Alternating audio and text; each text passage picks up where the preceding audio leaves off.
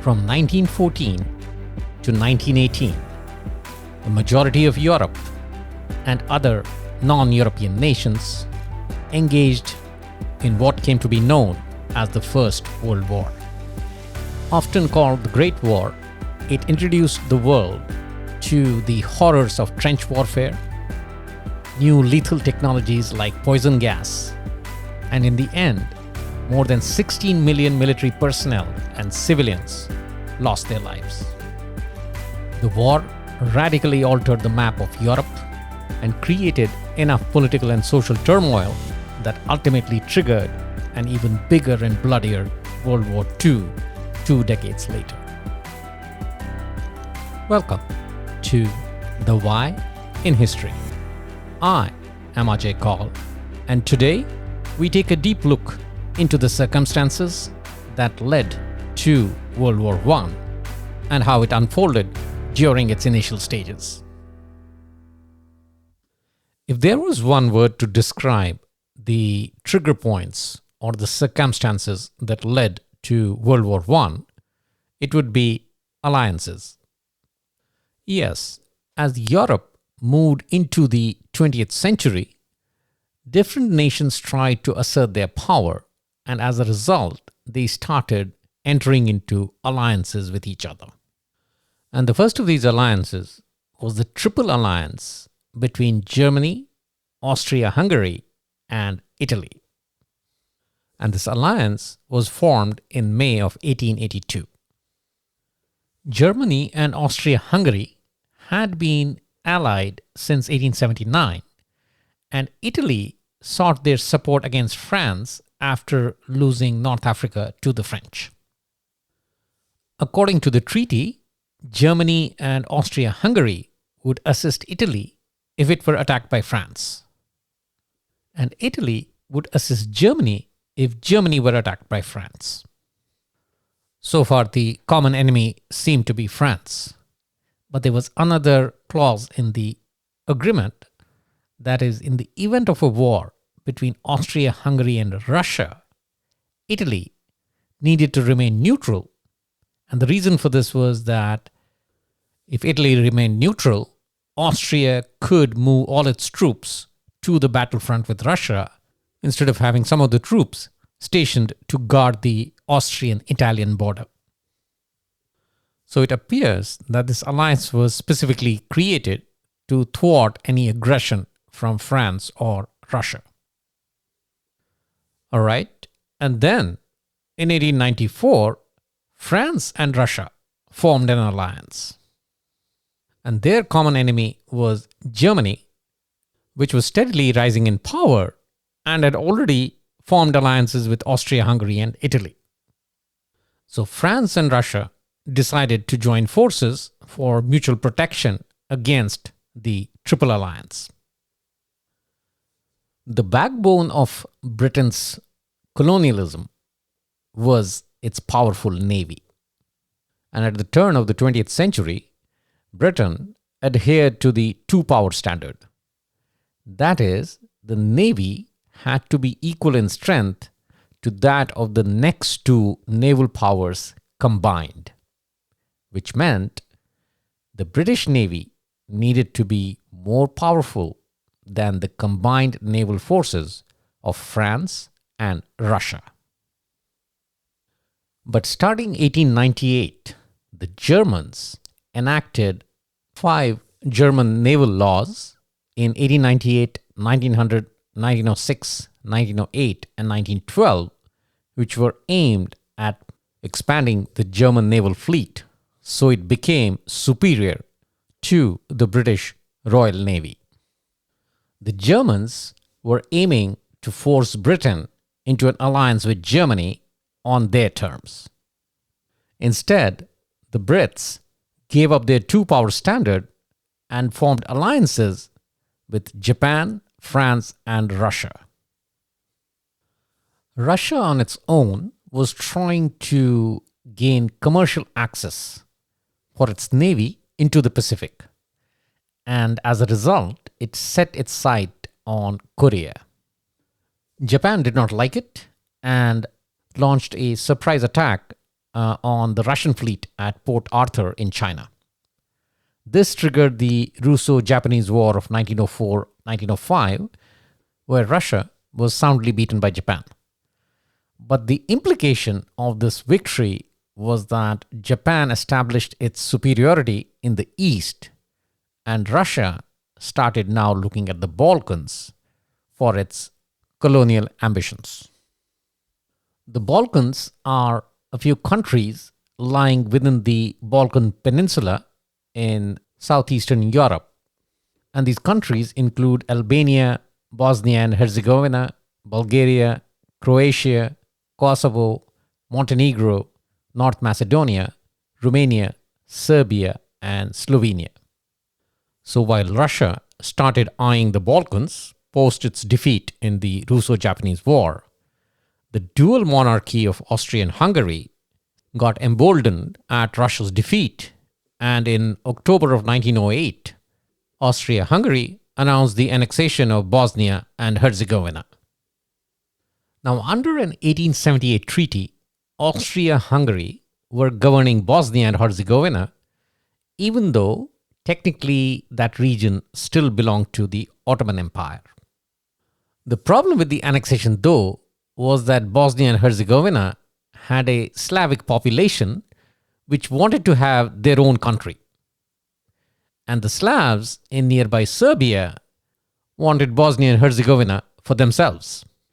So this created a multi-ethnic tension, and aided by the Slavs of Russia, the Slavic population of Bosnia and Herzegovina resisted Austria and Hungary.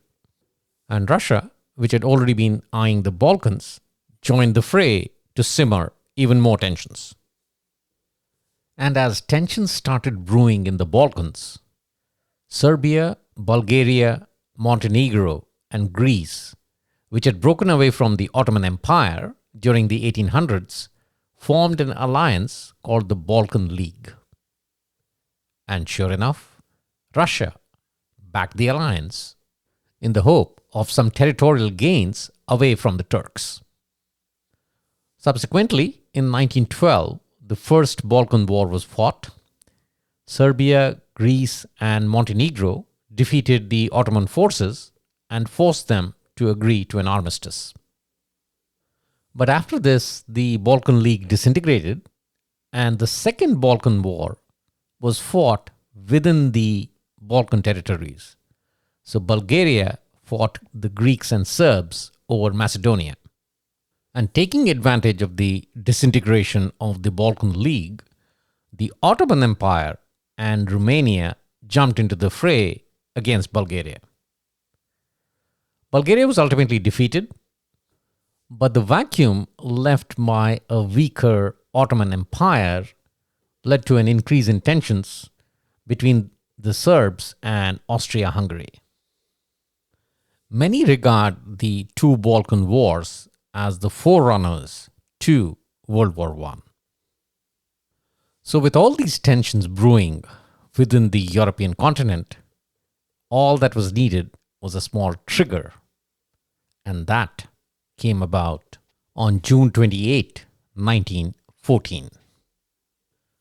Archduke Franz Ferdinand was the heir to the Austro-Hungarian throne, and in June of 1914, he went to Sarajevo to inspect the imperial troops stationed in Bosnia and Herzegovina. Sarajevo is the current capital of Bosnia and Herzegovina. Archduke Ferdinand and his wife Sophie were shot to death in their car by a 19-year-old Serbian, Gavrilo Princip. The Serbian extremists were concerned that Archduke Ferdinand was too weak and he would probably cave in to the Slavic people and promote a power-sharing agreement which would keep the Slavic people in the empire. Now, since Europe already had broken into different alliances, the assassination led to the various European nations taking different sides based on their alliances with respect to this crisis. Austria-Hungary looked upon Russia as the perpetrator of the assassination and turned to Germany for help in case it ended up in a war with Russia.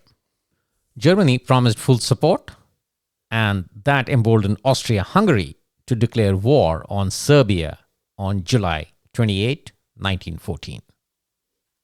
2 days later, the Russian military mobilized, and the Germans realized that the French were going to support Russia as well.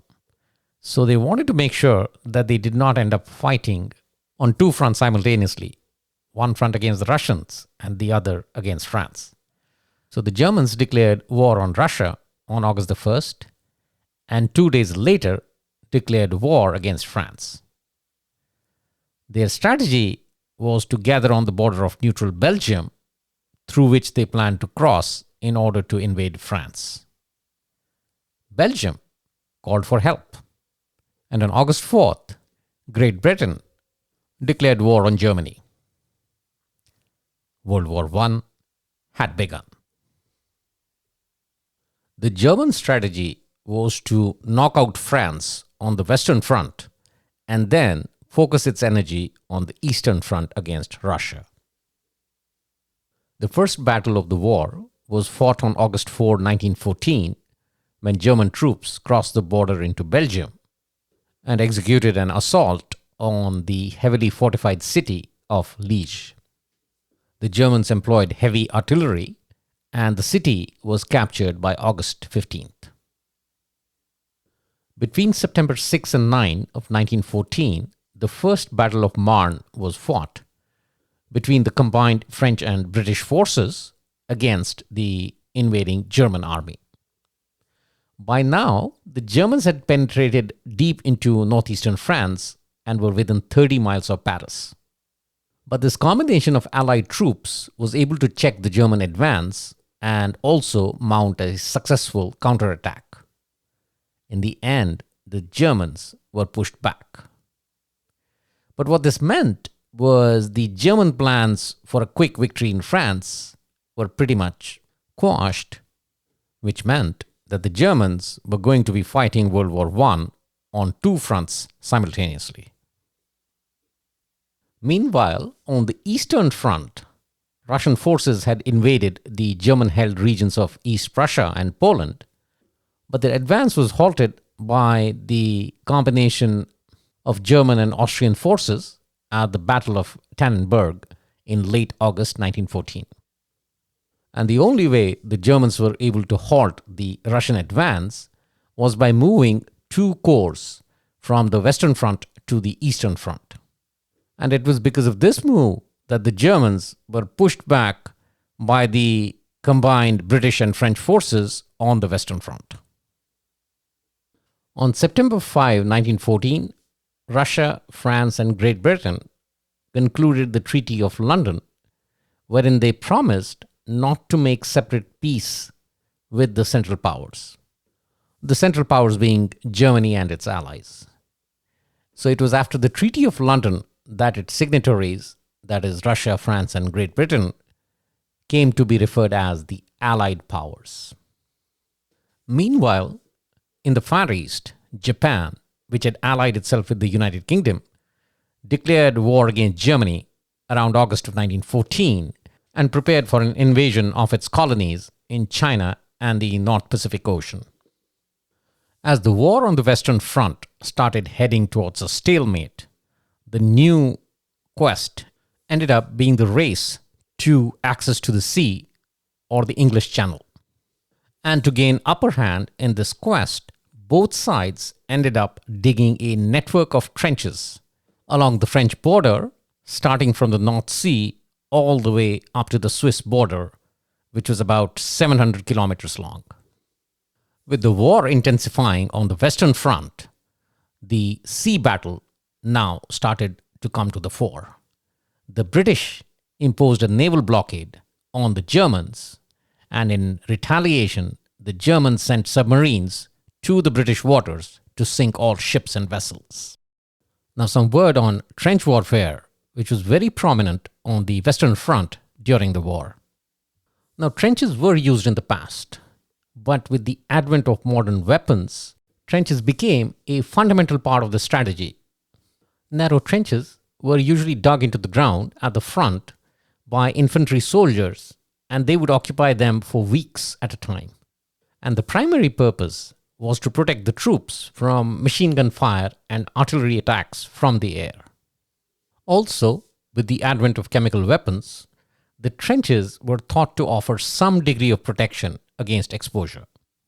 The protection, though offered, was primarily because the chemical weapons during World War I were still relatively weak.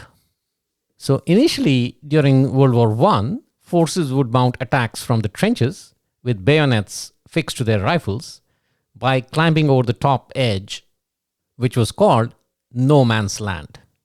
Yes, that is how that term came into being. No man's land was the area between opposing forces, usually in a single straight line and under a barrage of gunfire. But unfortunately, this strategy of mounted attacks from the trenches was not very effective and often led to mass casualties. Now back to the war front. On the Eastern Front too, the battle between Russia and Austria-Hungary was headed towards a stalemate. And looking at this as an opportunity, in October of 1914, the Ottoman Empire also joined the war on the side of the Central Powers. The British were the first to be alarmed at the entry of the Ottoman Empire into World War I. And the primary reason was that they had significant oil interests in Mesopotamia, which is present-day Iraq. So the British decided to land troops from British India into Mesopotamia to protect its oil fields near Basra. The British and Indian assault force landed there in November and achieved early success against the Turkish troops of the Ottoman Empire. Basra and Kurna were captured by December of 1914. And in July of 1915, the British-Indian troops combo handed the Turks another defeat in the Battle of Nasiriyah. In retaliation, the Central Powers launched an offensive towards the Suez Canal with the hope of cutting off the supply lines from India. But they were not successful in their offensive. With the Ottoman Empire joining the World War I front, in April of 1915, the biggest war crime of World War I was started from within the Ottoman Empire. I'm talking about the Armenian genocide. For centuries, the Armenians practiced Christianity, but during the 15th century, Armenia was absorbed into the Ottoman Empire. The Ottoman rulers were Muslim, but they permitted religious minorities in their empire, though they were not treated equally. The Christians paid higher taxes than Muslims and had a lot fewer political or legal rights. But despite the inequality, the Armenians thrived socially and economically during the Ottoman rule. But as the Ottoman Empire threw its hat into World War I, there was general suspicion that the Christian Armenian minority may be more loyal to the Christian governments on the Allied side, like Russia. And as the war intensified, Armenians did organize volunteer battalions to help the Russian army against the Turks in the Caucasus region.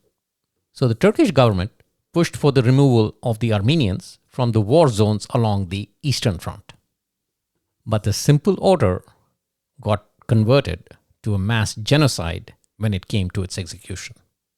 On April 24, 1915, the Turkish government arrested and executed several hundred Armenian intellectuals.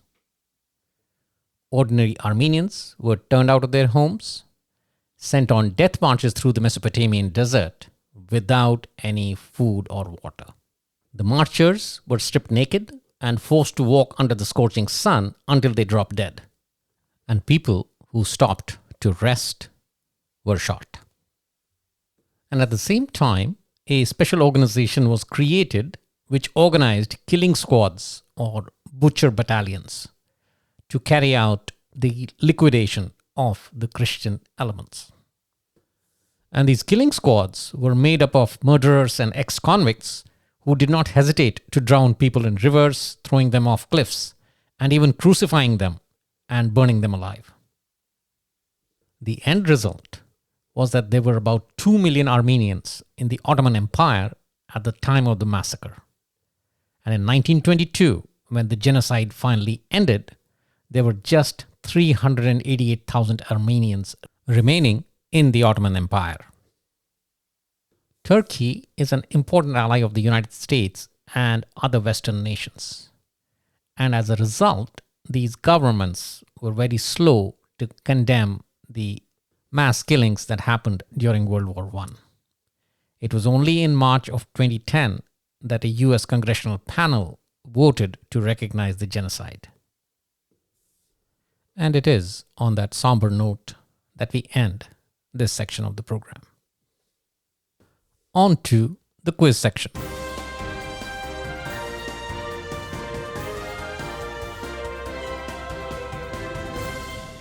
Question from the previous episode. What triggered the construction of the Berlin Wall?